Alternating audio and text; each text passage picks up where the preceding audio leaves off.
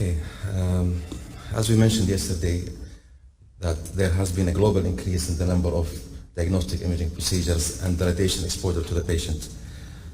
This increase has raised many concerns about the safe use of radiation. Many methods were developed and used to reduce radiation dose to the patient, such as reference levels. Diagnostic reference level is a very important optimization tool that can be used to reduce patient dose. So I will be talking about the establishment process of national DRLs and why it's important. Also, I will share with you Kuwait experience in establishing DRLs for nuclear medicine. Patient radiation exposure has continually increased, which has caused public health concerns and prompted organized medicine to put strategies to lower radiation exposure to patients. Optimization of nuclear medicine and PET procedures depend on the use of the lowest possible radiation dose that allows for images of acceptable diagnostic quality. So there has to be a balance between image quality and radiation dose. Imaging facilities should use reference levels to determine if they are unusually high activities, and if so, should perform a local review to assess if protocols and equipment are optimized. So, what are the main radiation protection principles that we described yesterday? Can anyone remind us? The three main radiation protection principles. Justification, optimization, limitation.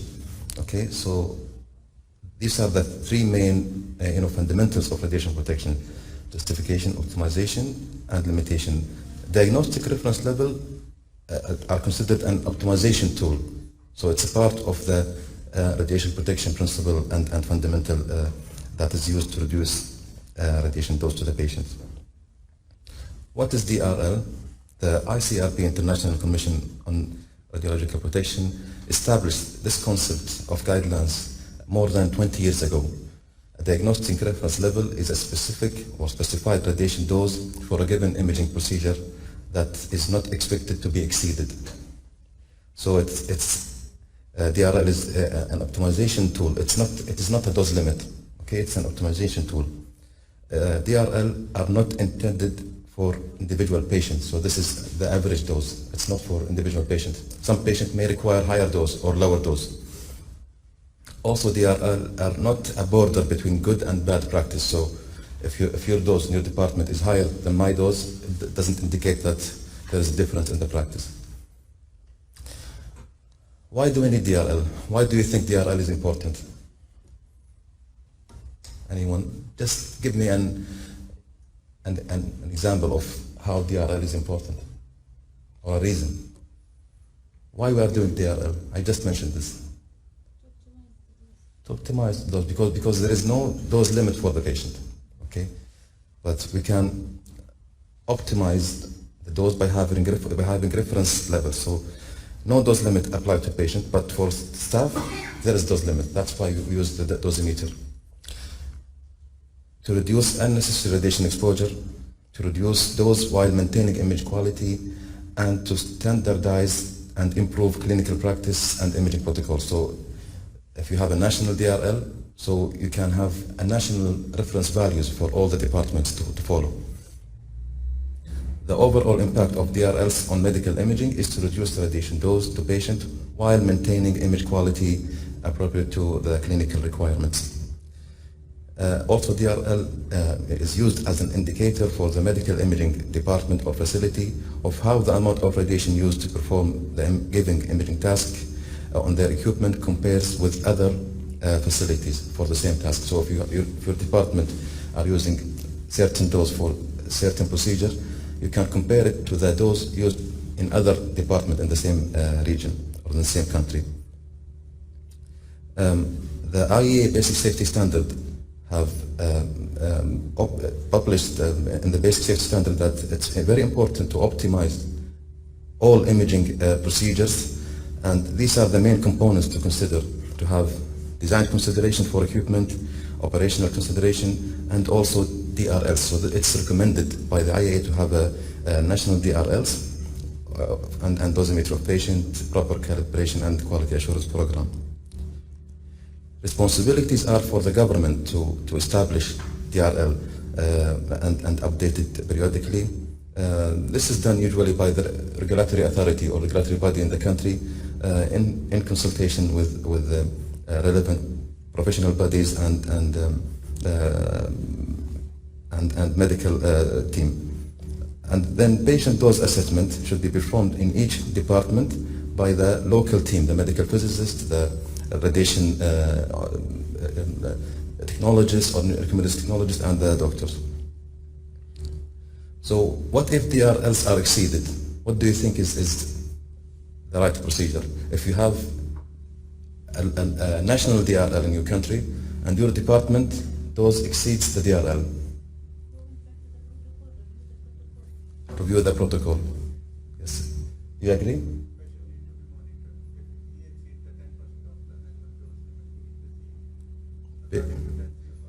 So it depends on the patient condition or patient size.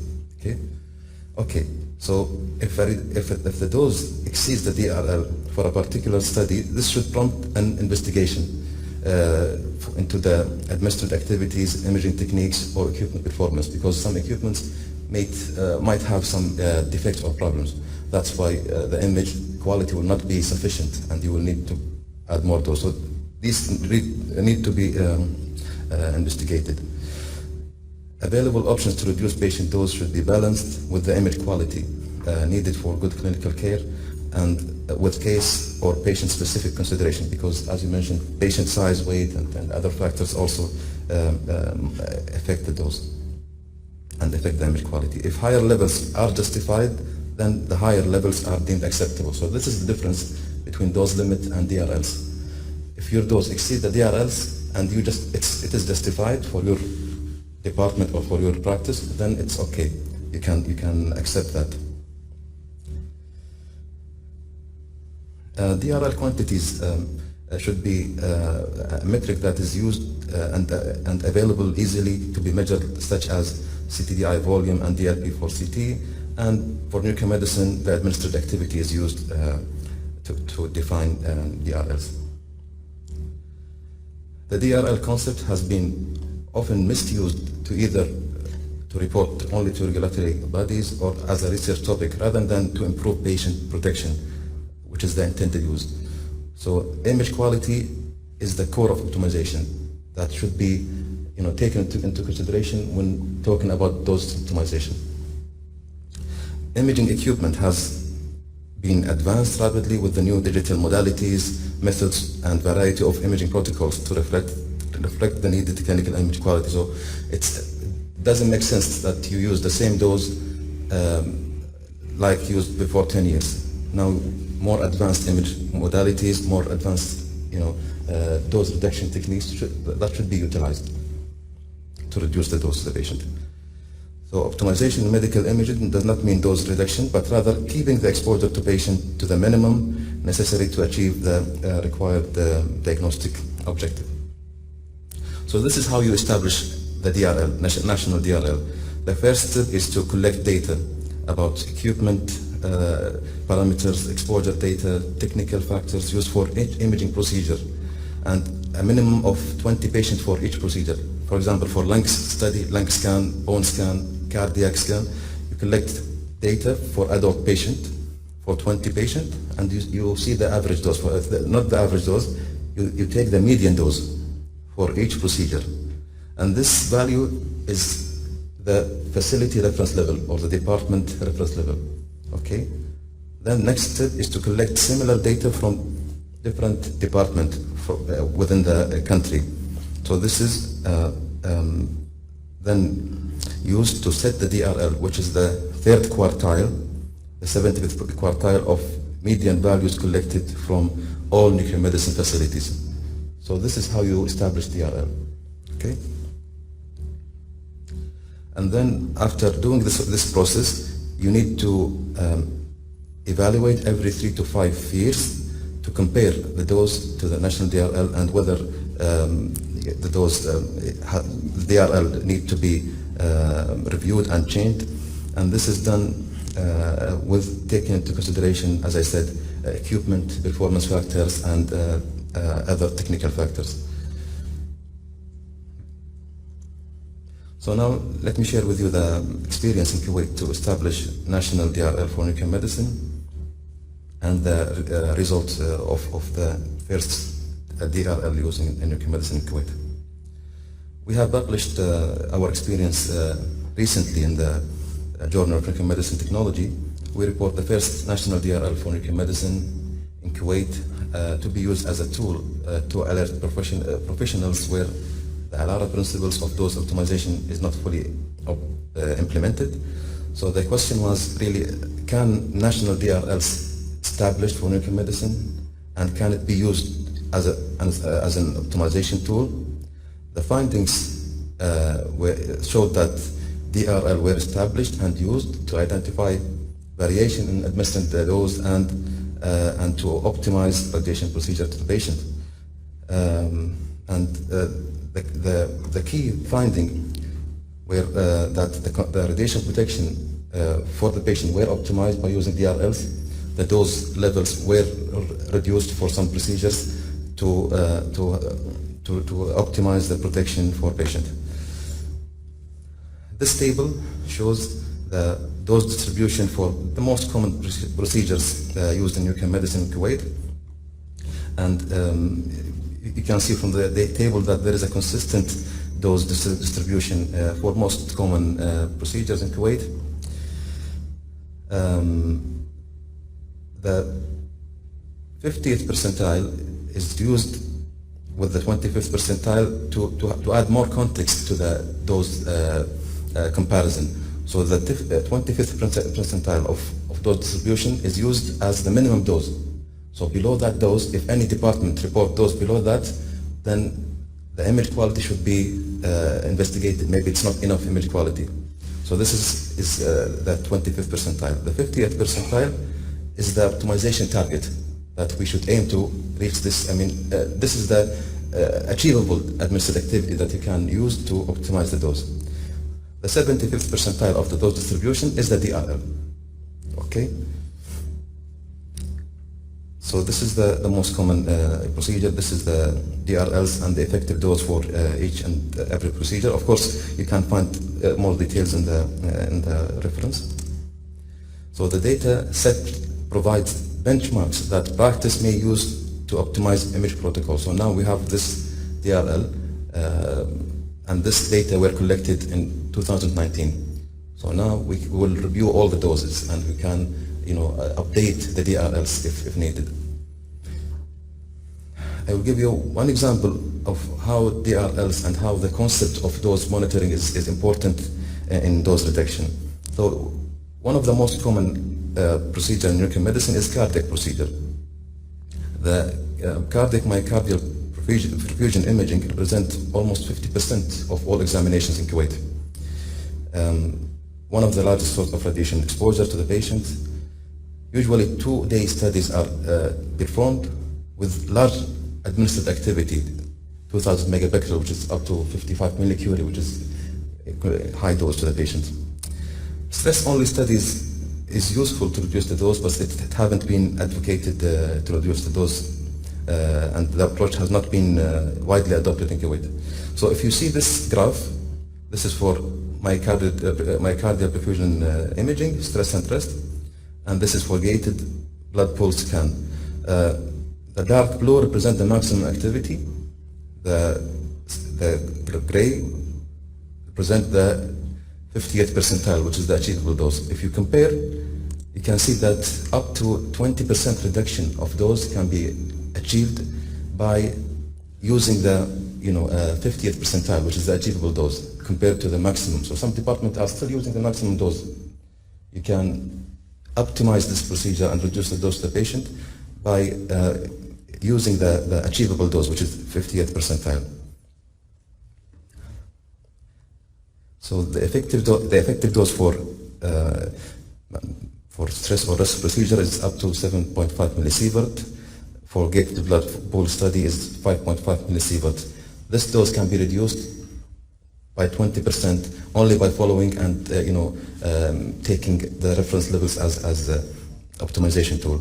The same applies for PET procedure.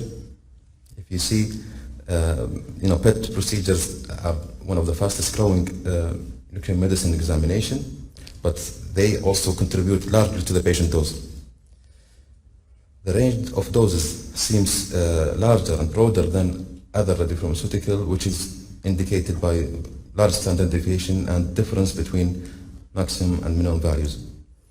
This may reflect difference in PET CT system capabilities and advances in hardware and software that may offer the most efficient means to lower dose. Because when we performed the study in Kuwait, some departments still using the old PET scanners, and other departments are using the latest one.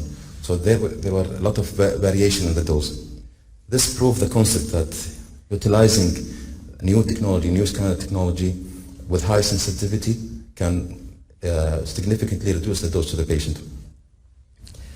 Same comparison, if you see this graph, you can see that the dose can be reduced significantly by 35% or more if the facility try to reduce the dose to the 50th percentile, which is the achievable dose. The dose of PET CT procedure are usually higher than 10 millisievert for oncology and 6 point something millisievert for bone. This can be optimized and reduced by the DRLs. Also, the dose in Kuwait were compared to other countries, and if you see this table, you can see that DRLs in Kuwait are comparable to others reported data from other countries. However, if you see that for PET doses in the green box, you can see that the dose for PET FDG tumor imaging in Kuwait are actually lower than other doses reported in the US and the UK and Australia. This is mainly, as I said, because of the utilization of newer imaging technology, and the data in this table are reported recently, many years later than other reported studies, because in the reference you can see doses reported from other countries many years ago. But this is a recent study, so this is an indication of the variation of the dose between different countries. For myocardial perfusion, you can see that the dose in Kuwait are higher than other countries, mainly due to the use of 2-day protocols, which is now have been not used in many countries. The single dose, the 1-day protocol is used in many countries to reduce the dose to the patient. So this is just to show you how DRL is useful in comparing your dose, the local and national dose level compared to other countries. You can compare it locally with other facilities and compare to other countries. Also, having a DRL reference levels can be used to establish a weight-based dosing guidance. So you can have, for every patient weight, you can estimate what is the dose required for every patient.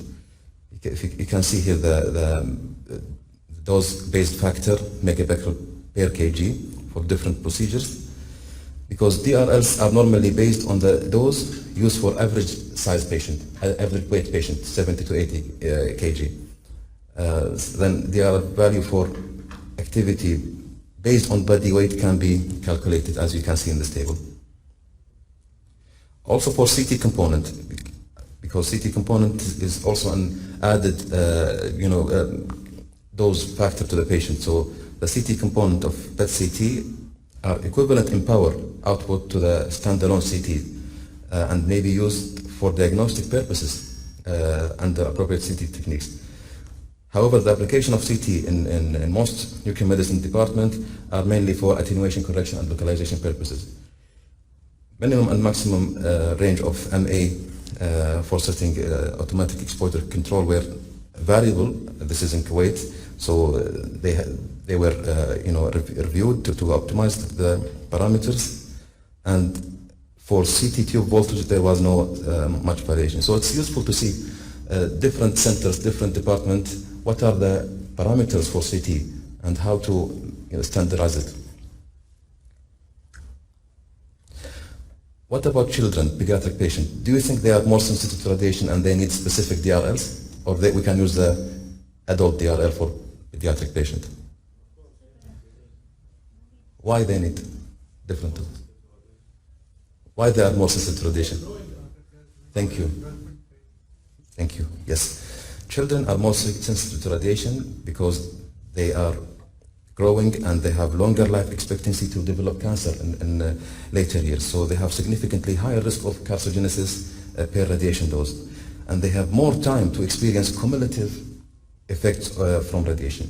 That's why they need special attention and they need to have special dose levels. So pediatric nuclear medicine DRLs has been shown to be considerable values when applied in children, including application of urology, orthopedics, and other application. In most parts of the world, efforts have been undertaken to comply either with the ENM dosage card or the North American consensus guidelines for pediatric patients. So in Kuwait, we adopted the ENM dosage card to have reference dose values for different age or weight of the pediatric patient, as can be seen in this table. In conclusion, the first national DRL for nuclear medicine and PET procedures commonly performed in Kuwait were established as a way to optimize radiation exposure. Establishing clinical DRL is a culture of dose awareness and local dose audit, but this requires periodic review and also review for the imaging technologies available and the radiopharmaceutical use, which are rapidly advancing. And this ultimately can result in reducing the dose to the patient. Thank you very much. Any question? Yes.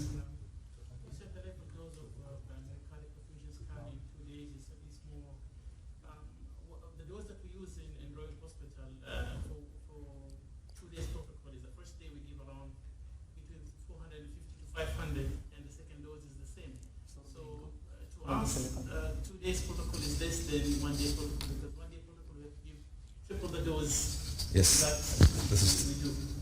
Thank you for the comment. Yes, this is very true, but it depends on the facility. Some departments they use the same dose and they use higher dose for a single day, and some department they use lower dose.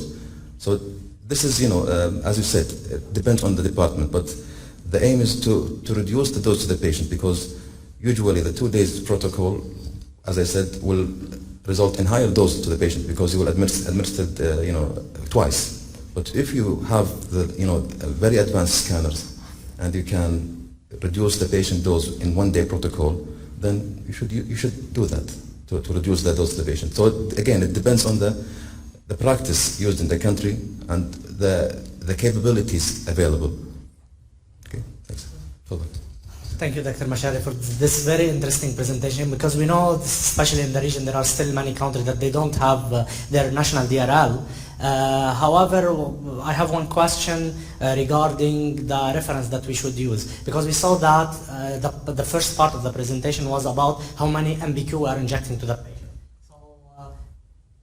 So after that, you included the MBQ per kg, which is, I think, the reference that we should get, because the reference for a 50 kilogram patient will never reach that value of MBQ. However, for a bigger patient, will reach it at each time. So I think we should go more for maybe how many MBQ per kg as DRL. What do you think? Yeah, thank you, Dr. Hadi, for this point.